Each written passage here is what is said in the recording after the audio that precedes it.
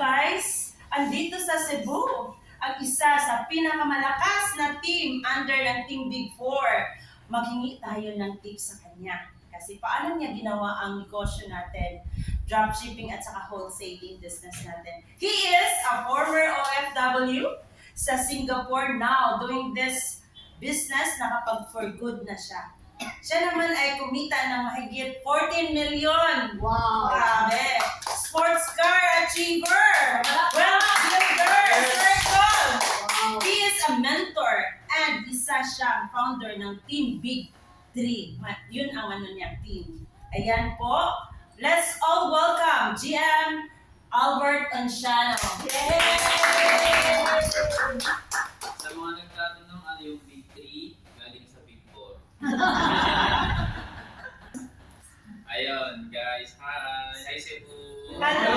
Welcome to Welcome to Cebu! Cebu here! Thank you. Parang gusto ko na mag-stay dito.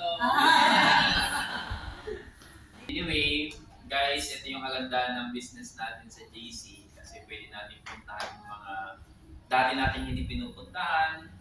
Pwede natin puntahan yung mga lugar kung kailan natin gusto. Dahil meron tayong time sa financial freedom dahil sa business natin. Which is wala sa iba, lalong-lalo na kung ikaw ay isang empleyado at isang negosyante at ang negosyo mo ay traditional. Tama, no? May negosyo ka man, may pera ka man, wala ka namang time freedom, useless din. Tama. Tama, di ba?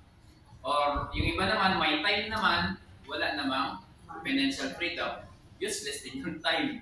Di ba? So dito sa business natin, nagkaroon naman ng time and financial freedom at the same time, dahil sa napakagandang sistema ng ating business, JC Dropshipping. And mostly, ngayon ang nangyayari na is dropshipping na ibig sabihin online na siya. Yes. Hindi mo kailangan mag-stock ng mga products, hindi mo kailangan i-alok yung mga products sa bahay-bahay. Dahil ipopost mo lang siya, lalapit na yung mga tao sa iyo, mag-message sila sa iyo, order ng products. Ganun na yung sistema ngayon.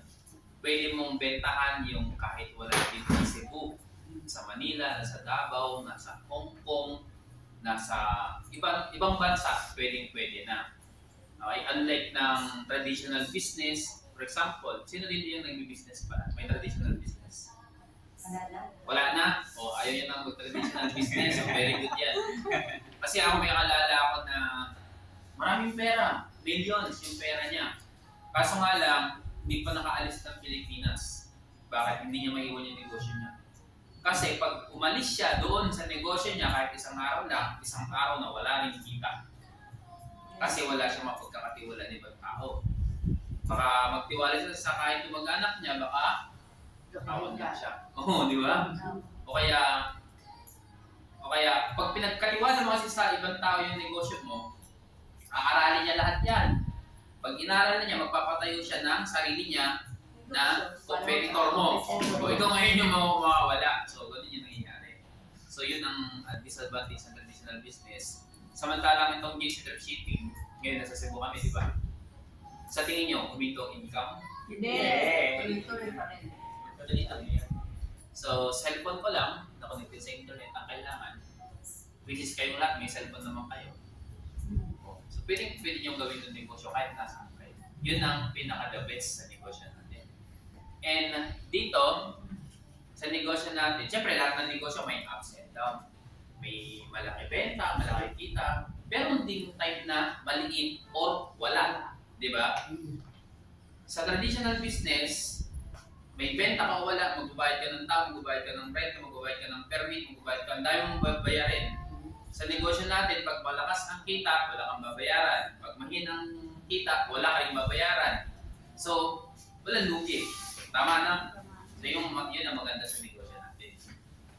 Anong ginawa mo, GM Albert, na nakapag-for good ka na dito sa Pilipinas? Kasi dating OFW ka sa Singapore. So, ilang taon ka doon? Tapos, 12 years ako po. 4 grabe. years sa Saudi Arabia, 8 years ako sa Singapore. Umuwi ako dito nung pandemic bago mag-lockdown. 2 weeks bago mag-lockdown. Umuwi ako dito kasi akala ko tapos na ng mundo. blessing in disguise, doon ko na-discover na pwede na pala ako mag-for good. Kasi dito na nga ako sa negosyong to. Dati kasi, sinasabi ko sa sarili ko, saka lang ako mag-for good kapag ka mas mataas na yung kinikita ko sa JC kaysa sa sweldo ko dati. Ilang taon? Alin What po? I mean, let's say, franchising ka na, Ah. so while working abroad. So after how 5 many years. bago ka uli for good? 5 years. Part-time ko lang ito ginagawa dati. Empleyado ako sa ibang bansa. Limited lang. Kasi maraming bawal. Pag na-empleyado ka sa ibang bansa, maraming bawal. Actually, bawal talaga at all. Hindi ka makakilos. Oo, pero kahit bawal ginagawa ko. Bakit? Kasi yung trabaho, hindi naman ako payayamanin yun. Tama mo. Itong negosyo ko yung ito yung magpapayaman sa akin. Di ba? Hindi ko gawin. Nalapakan yan. Di ba? So yung iba, natatakot. Di, bawal yan kasi may trabaho ko. Baka sisantahin ako, malaman ng boss ko, i-demote ako, kaya tanggalin ako sa trabaho. Eh bakit ko mas pipiliin yung trabaho ko na hindi na magpapayaman sa akin? So ito yung pinili ko. Sa kabutiang palad, hindi naman ako tinanggal sa trabaho. Kahit alam nilang binibenta ako mga sabon yung mga katrabaho ko, hindi naman ako tinanggal. Yung iba naiingit sa akin, wala naman silang nagawa. So, kung meron man dito nanonood na natatakot ka kasi may trabaho ka, baka tanggalin ka. Hindi yan. Kung tatanggalin ka, ibig sabihin yun na yung time na mag-full time ka dito. Yes! So, Ganun yun. shout out sa mga OFW dyan na nakikinig at nanood sa video na to. Pwede mo itong gawin side hustle for the meantime. Yes. Take it to GM Albert, ano na siya, nag-for good na siya dito sa Cebu, sa negosyo natin. At ngayon, nandito siya sa Cebu, kausap namin siya, nagbigay siya ng tips. Thank you so much for dropping by here sa HQ natin kasi hectic ang schedule niya. Nag-text, nag-chat na ako sa kanya, nag-request ako kasi grabe to talaga.